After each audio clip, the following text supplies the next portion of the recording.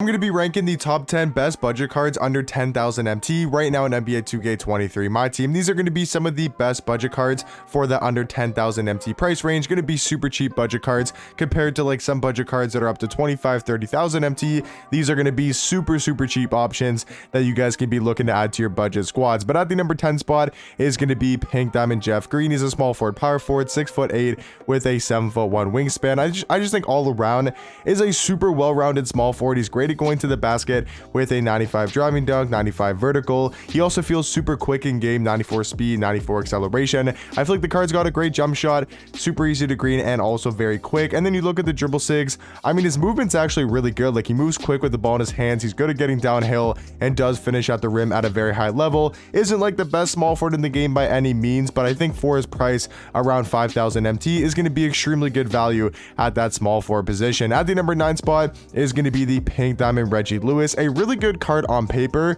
but his jump shot really does let the card down, because if you look at him just on paper, he's a 6'7" 2 guard. He's got great all-around stats. He's got amazing dribble sigs, including the Trae Young escape, the Trae Young size up. He's got the Steph Curry behind the back, but the biggest flaw about this card is the Lonnie Walker, the 4th base, because the upper is really good. Kyle Kuzma upper is one of the better uppers in the game, but this jumper, this base just really hurts the jumper, and overall really hurts the Reggie Lewis card, because if he had a better base and this jump shot was a lot better, I could see Reggie Lewis being a top 5 card for under 10,000 MT, but that jump shot really does hold him back. Still a very good budget card. He's going to be in this top 10 for a reason. It's just that jump shot does hold him back a little bit. I think he's around 5,000 MT, maybe even a little bit lower, as the same price as Jeff Green. At the number 8 spot is going to be another great small forward, the 7-foot Pink Diamond Demigod Poku. Also does have a 7'3" wingspan. I mean, that's pretty much all you really need to know about the card, is he's 7 foot at the 3. Very good all-around stats. I will say for Poku, that is one thing that he definitely does not lack in, is his stats. Like, he's got pretty much 90 in every single category. He's got great Hall of Fame playmaking badges like Clamp Breaker, Handles for Days, Hyperdrive, Killer Combos, Quick First Step. He's got Hall of Fame Catch and Shoot, Claymore, Corner Specialist. Jump shot wise, isn't my favorite release in the game, and I would say it's a pretty slow, maybe a little bit baited jump shot at times. Sometimes it does get a little bit of load ups. Does have some solid dribble sigs for a 7-foot card though, so if he had a better jump shot, he would most likely be like top 3, top 5 on this list. But once again, just like Reggie Lewis, the jump shot does hold the card back a little bit, but still all around, Poku's an amazing budget card for under 10,000 MT. At the number 7 spot is going to be one of the more underrated point guards still to this day in the game. He's a 6'5" point guard with a 6'10" wingspan, and that is going to be Pink Diamond Matisse Thybulle. I mean, this card on the defensive end is an absolute monster. He's got a 98 steal, 98 block, 98 lateral quickness, 97 perimeter, 94 interior defense. He's got tons and tons of good Hall of Fame defensive badges, and then even offensively, like, the card is solid. Like, he's a really good offensive card as well. He's got the D-Mitch size up, John Wall scape. He's very comparable to another point guard that we'll be talking about here on this list, and for around 5,000 MT, I think Matisse Thybulle is a really good budget option at the point guard position. At the number 6 spot though is going to be the Time Lord Pink Diamond Robert Williams. I think he's a great small forward. He's 6'9" with a 7-foot wingspan, and if we're talking about defense, I mean, for a budget card, he might be one of the best defenders in the game. 95 block, 92 steal, 94 lateral quickness, 95 perimeter with a 97 interior defense. He's got tons and tons of good Hall of Fame badges, just like Matisse Thybulle. Hall of Fame anchor, brick wall, challenger, clamps, glove, interceptor, menace, post lockdown, rebound chaser. Offensively, I will say, not the greatest offensive card. The jump shot's a little bit questionable, but he does have like the Kemba Walker size up and the Steph Curry escape, so his movement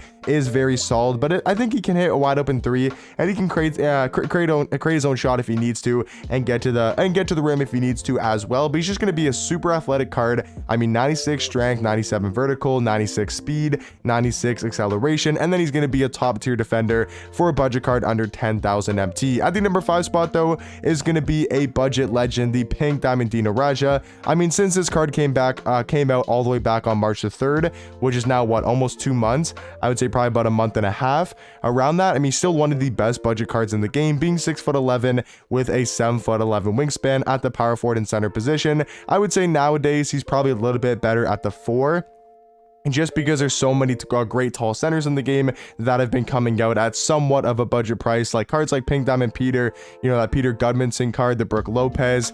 Sabonis, he also came out. Maybe some other names that I am missing. And a guy that we'll talk about here in a second, actually at number 4, I do think is better than Dino at the 5. But Dino's got a solid jump shot, really good dribble 6, 8-foot wingspan. So he's going to be a very solid defender and rebounder, mainly due to that wingspan. But at the number 4 spot, for a number 4 for under 10,000 MT, I do think is the pink diamond Bamba. Like I did mention, I think he's better than Dino at the center position. And then at power forward, I do think it's really close because Bamba also has a great wingspan at 7'10", and he's also 7 foot. He's got great defensive stats, including a 95 block, 93 interior defense. He's got an 88 steal, 88 perimeter. He's pretty quick as well, 85 speed, 85 acceleration. He's just going to be your traditional center, great defender, grabs rebounds, has a really good player model, and then he can knock down a 3 in the catch and shoot situations, and he's also pretty good at finishing around the rim. So I'd say Bamba is the 4th best card for under 10,000 MT. At the number 3 spot though is going to be another budget beast,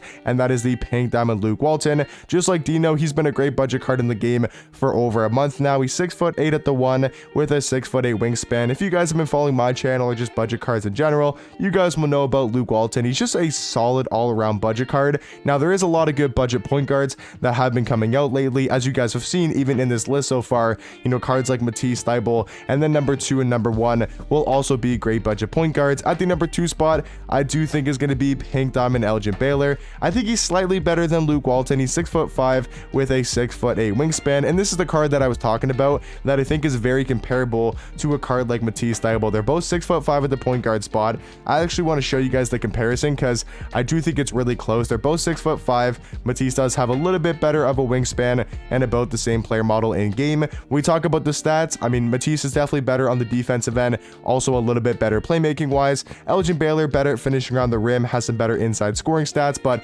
very similar stats all around.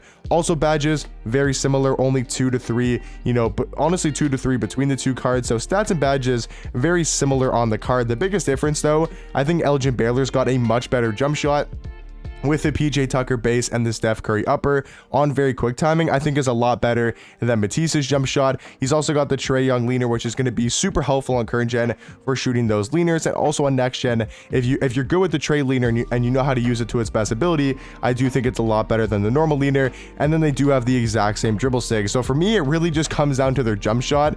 I know it might seem like there's a massive difference between the cards, but there's really not. It's just Elgin Baylor does have a way better release. And then in my opinion, the best card for under 10,000 MT is going to be pink diamond Joe Ingles from the new out of position 2 set. He's going to be a point guard shooting guard, 6'8" with a 6'10" wingspan. All around, I think he's very similar to a card like Walton. Just like Matisse Thybulle and Elgin Baylor are super close and comparable, I kind of feel the same way about Walton and Joe Ingles, both 6'8". Joe Ingles got a little bit better of the wingspan. Defensively, very similar stats. Once again, the badges and the stats, there's really no difference. It just comes down to the animations. And once again, I just like Joe Ingles' release a little bit more, and I also do think he's got a little bit better dribble sigs. Very similar cards though. I mean, I got Ingles at 1 and Walton at 3, so very comparable point guards. But yeah, guys, that's going to be my top 10 budget cards for under 10,000 MT. Let me know in the comment section down below if there's maybe any cards that I did miss that you guys think could be in this top 10. But hopefully you guys did enjoy, and the video did help you guys out, and I'll catch you guys in the next one. Peace.